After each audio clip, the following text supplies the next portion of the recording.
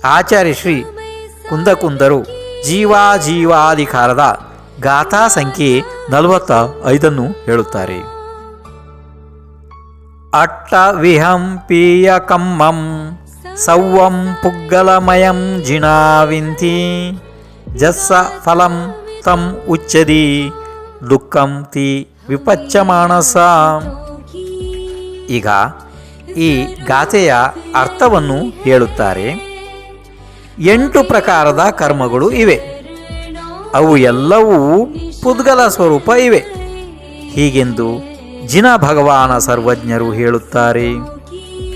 ಪಕ್ವವಾಗಿ ಉದಯದಲ್ಲಿ ಬರುವಂತಹ ಯಾವ ಕರ್ಮದ ಫಲವು ಪ್ರಸಿದ್ಧವಾದ ದುಃಖವೇ ಇರುತ್ತದೆ ಹೀಗೆ ಹೇಳುತ್ತಾರೆ. ಇದೀಗ ಗಾಥೆಯ ಅರ್ಥವನ್ನು ಹೇಳಿದ್ದು ಆಯಿತು.